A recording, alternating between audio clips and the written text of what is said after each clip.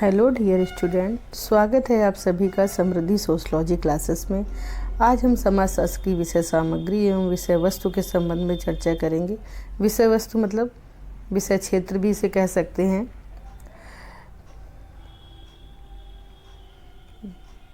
देखिए, विषय सामग्री के पहले हम लोग लेसन 2 में विषय क्षेत्र के संबंध में जानकारी प्राप्त कर चुके हैं, जिसमें हमने स्वरूपात्मक संप्रदाय और समन्वयात्मक संप्रदाय के बारे में विस्तार से आप लोगों को बताया है।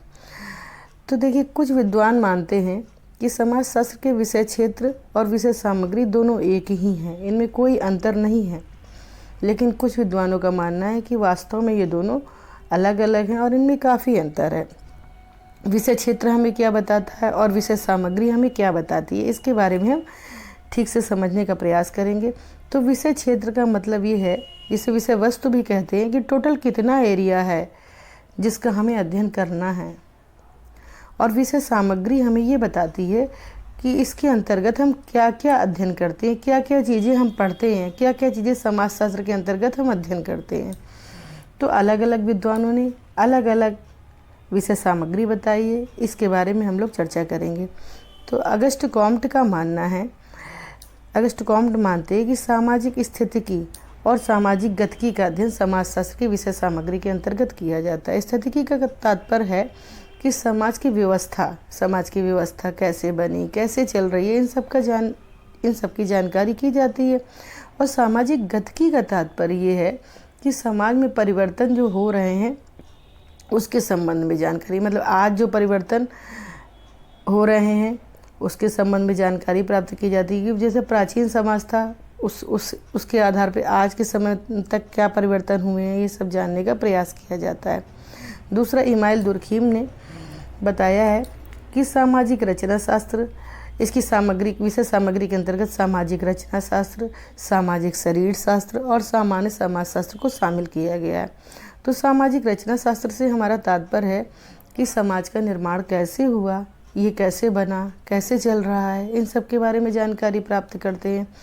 और आपका शरीर शास्त्र के अंतर्गत समाज का निर्माण करने वाले कौन कौन से पार्ट हैं, इसके अंग कौन कौन से हैं, इन सब की जानकारी प्राप्त की जाती है। जिस प्रकार से मनुष्य का शरीर होता है, मनुष्य का शरीर अनेक प्रकार के अलग अलग अंगों से मिलकर बना हुआ था, इसी प्रकार से समाज का निर्माण करने के लिए भी कुछ महत्वपूर्ण अलग अलग अंग हैं, उनसे मिलकर समाज की व्यवस्था बनती है और सुचारू रूप से चलती है। और उसके बाद है आपका सामान्य समाजशास्त्र। सामान्य समाजशास्त्र के अंतर्गत ये जाना जाता है कि कुछ ऐसे सार्वभौमिक नियम हैं जो पूरे समाज में लागू हैं। ऐसा नहीं कि केवल एक पर्टिकुलर जगह के लिए नहीं, जो सभी के लिए लागू हैं। जैसे परिवार है तो वो सभी जगह होंगे, ठीक है। विवाह है तो वो सभी समाजों में पाया जाएगा। अब आगे देखते हैं। हर्बर्ट स्पेंसर ने बताया है कि समाजशास्त्र की विषय सामग्री के अंतर्गत हम लोग परिवार के बारे में, यहाँ की राजनीति के बारे में, यहाँ के धर्म के बारे में, सामाजिक नियंत्रण के बारे में और उद्योग धंधों के बारे में चर्चा करते हैं। परिवार से हमारा तात्पर्य है कि समाज में किस प्रकार के परिवार पाए जाते हैं, एकांकी परिवार, संयुक्त परिवार, विस्तृत परिवार, इनके बारे में जानते हैं। समाज में जो राजनीति व्यवस्था देखने को मिलती है उसके संबंध में जानने का प्रयास करते हैं। धर्म के अंतर्गत यहाँ पर पाए जाने वाले जो धर्म हैं, जैसे हिंदू, मुस्लिम, सिख, ईसाई, जैन, बौद्ध, पारसी, इन सभी धर्मों के बारे में जानकारी प्राप्त की जाती है। सामाजिक नियंत्रण के अंतर्गत समाज में जिन व्यवस्थाओं के माध्यम से नियंत्रण बना रहता है उसके संबंध में भी यहाँ पर जानकारी प्राप्त की जाती है। जैसे आपका कानून हो गया, राज्य व्यवस्था हो गई। और पांचवा इन्होंने बताया उद्योग धंधों आदि, उद्योग धंधों के बारे में भी अध्ययन किया जाता है। उसके बाद वार्ड ने समाजशास्त्र की विषय वस्तु को 2 भागों में विभाजित किया है। नंबर 1 विशुद्ध और नंबर दूसरा है व्यवहारिक। तो विशुद्ध के अंतर्गत ज्ञान को प्राप्त किया जाता है लेकिन उसे अप्लाई नहीं किया जाता, जबकि व्यवहारिक के अंतर्गत जो ज्ञान हम सीखते हैं उसको अप्लाई भी करते हैं। तो इन वार्ड ने 2 भाग बताए हैं। टानीज ने 3 प्रकार की विषय सामग्री को बताया है। नंबर 1 विशुद्ध, व्यवहारिक और प्रयोग सिद्ध। तो विशुद्ध और व्यवहारिक के बारे में हम जानकारी प्राप्त कर चुके हैं। और प्रयोग सिद्ध के अंतर्गत किसी चीज़ को मतलब निरीक्षण, परीक्षण, प्रयोग आदि के द्वारा समझने का प्रयास किया जाता है।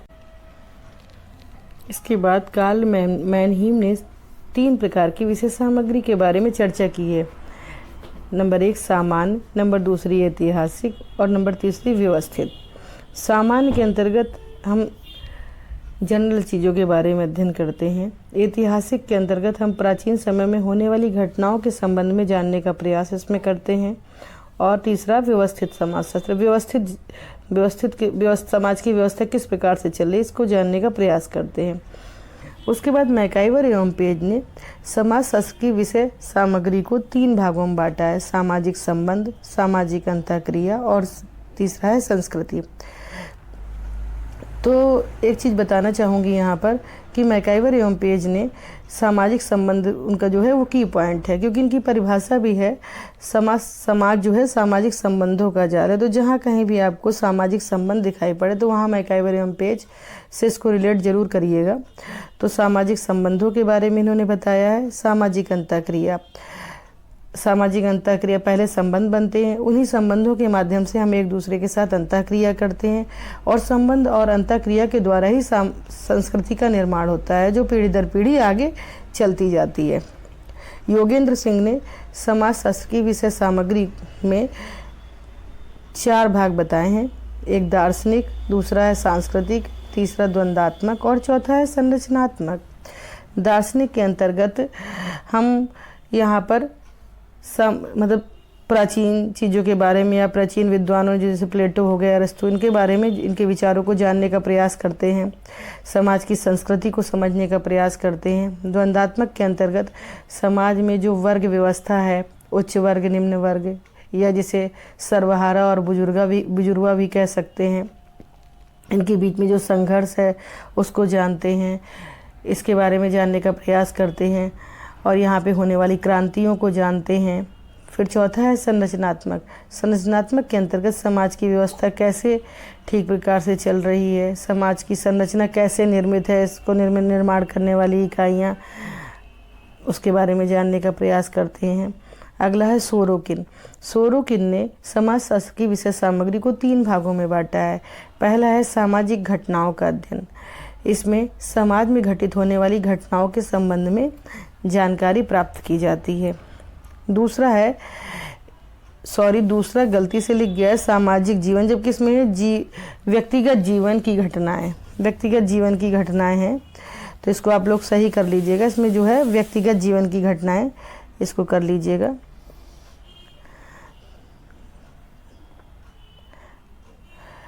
व्यक्तिगत जीवन की घटनाओं के संबंध में उसमें बताया गया है। और तीसरा है आपका सामाजिक जीवन की घटना। ये संपूर्ण समाज के जीवन में जो घटित, सामाजिक जीवन में जो घटित होती है उसके बारे में इसमें अध्ययन किया जाता है। गिन्सबर्ग ने भी 4 प्रकार की विषय वस्तु को बताया है। इसमें पहला है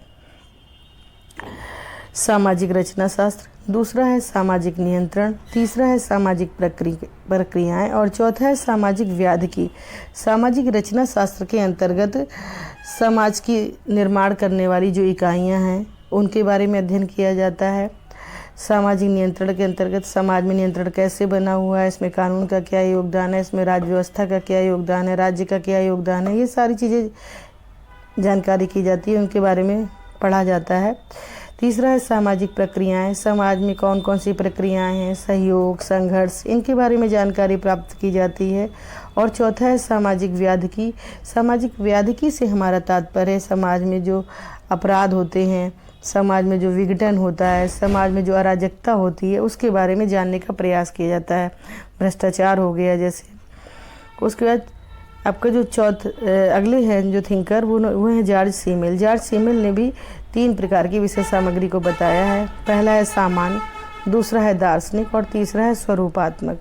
सामान्य के अंतर्गत सामान्य चीज़ों के बारे में जानकारी प्राप्त की जाती है और दूसरा दार्शनिक के अंतर्गत ये समझने का प्रयास किया जाता है कि समाज में धर्म क्या है, संस्कृति क्या है, यहाँ के विचारकों के संबंध में जानकारी प्राप्त की जाती है। तीसरा है स्वरूपात्मक। स्वरूपात्मक के अंतर्गत समाजशास्त्र, जॉर्ज सीमिल ने समाजशास्त्र स्वरूपात्मक संप्रदाय के समर्थक ही हैं, तो उन्होंने स्वरूपात्मक के अंतर्गत ये सारी चीज़ें बताई हैं कि समाजशास्त्र सामाजिक संबंधों के स्वरूपों का विज्ञान है। तो आज की क्लास यहीं पर समाप्त होती है। धन्यवाद। अगर आपको ये क्लास अच्छी लगी हो तो इसको लाइक, शेयर और सब्सक्राइब कीजिए ताकि मुझे मोटिवेशन मिलता रहे। अब इसके बाद अगली क्लास लेसन 4 में अगले टर्म में।